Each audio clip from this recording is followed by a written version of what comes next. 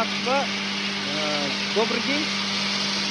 Уважаемые представители КК Алма-Дарья приехали в лице Гидара. Сейчас по акту приема все будем передавать. В Москве есть руководство по эксплуатации книжка. Вот проверка. Сейчас все подключено. Все работает. Перед тем, как подключить, электрик должен проверить. Каждую фазу прозвонить должен. С каждой фазы должно быть 220 вольт выдавать. Плюс-минус 5%. Если больше будет или меньше, там перекос по фазам уже. 0. Заземление. Обязательно заземление нужно. Без заземления тоже у вас вот один из пускателей сгорит. Если пускатель сгорит, его нужно поменять. Пускатель сгорел, значит двигатель целый. Если этих пускателей не будет тепловой защиты, двигатель сгорит ваш. Поэтому электрик должен проверить. Вот у нас сейчас все работает. Вот проверяем, зерно дробим. Зерно тоже нужно правильно дробить. Перегружать нельзя двигатель. Сейчас проверим, что нужно, сделаем. Но у вас как будет, мы не знаем. Поэтому при подключении обязательно электрик должен быть. Если у вас нету электрика, можете вызвать нашего электрика, но командировочные расходы нужно оплатить.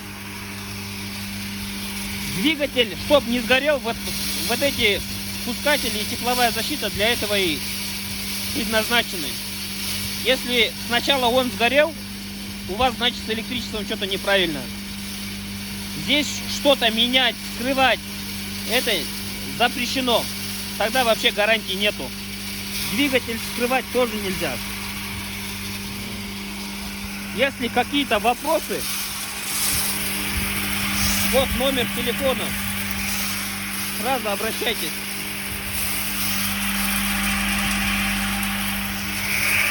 Когда зерно дробят, вот маленькую отверстие вот этот открывать нужно.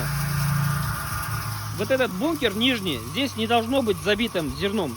Если будет забито, нож не сможет вращаться. Нож должен вращаться по часовой. Вот стрелка. Это все вот в инструкции указано. Если вопросы есть, вот телефон указан же, обращайтесь. Если вот при подключении фазу поменяете, нож будет вращаться в другую сторону. Уже неправильно. Извините, можно вопрос?